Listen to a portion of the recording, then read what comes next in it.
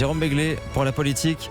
Jérôme, ce matin, vous nous parlez de celui que vous surnommez le héros involontaire de l'été, c'est Benjamin Griveaux. Oui, depuis qu'il s'est porté candidat à la mairie de Paris, ce très proche d'Emmanuel Macron, qui a longtemps été porte-parole du gouvernement, subit des vents contraires d'une rare violence, vent qu'il a souvent d'ailleurs contribué à déclencher lui-même. On fusille son arrogance, son moi-moïsme suraigu, son ambition, le manque d'attention qu'il porte aux autres, autant de défauts qu'on pourrait d'ailleurs prêter à beaucoup de gens et pas forcément qu'aux politiques d'ailleurs. Mais cet été, les choses ont empiré. Le Point a révélé une conversation que Griveaux a tenue et dans laquelle il traite de tous les noms ses adversaires et amis politiques. Abruti au fils de... pour les uns, tel autre était tenu par les... Bon, je n'irai pas plus loin. D'accord. Bref, il a quand même taillé des costards dans un langage très fleuri. Et la semaine suivante, notre Gaston Lagaffe de la politique, voulant commémorer l'anniversaire de la rafle du Veldiv, n'a pas trouvé mieux que de tweeter une photo de 1944 montrant des collabos arrêtés après la libération. Bref, quand ça veut pas, ça veut pas. Bon, ils peuvent avoir des conséquences, tous ces dérapages.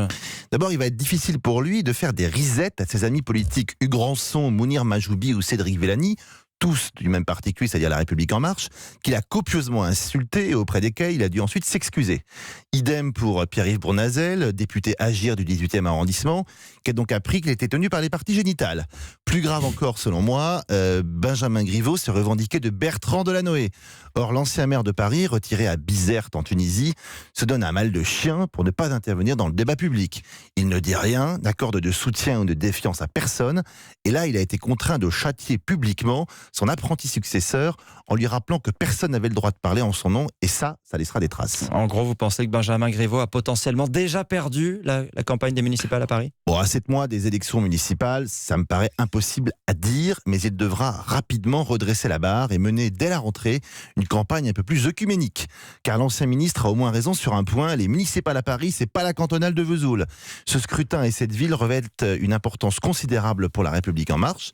Le fauteuil d'Anne Hidalgo est jugé à tort ou à raison prenable, car on critique celle-ci pour son sectarisme, son exercice solitaire du pouvoir et sa politique autophobe. Tous les regards seront donc tournés vers cette bataille pour l'hôtel de ville, et un échec serait l'échec du président et de la majorité tout entière. Griveaux a quelques semaines pour faire de la politique autrement, au risque d'être débranché et lâché en race campagne. D'autant que les Parisiens n'aiment pas forcément les candidats trop ostensiblement proches du pouvoir. Michel Dornano, envoyé par Valéry Giscard d'Estaing, ou Paul Quillès par François Mitterrand, ont pris de mémorables vestes, tous deux écrabouillés par Jacques Chirac. Bertrand Delanoë, Anne Hidalgo et même Jean Tibéry, peut-être moins charismatiques, ont été élus pour leur personnalité et leur caractère plus rassembleur et calme.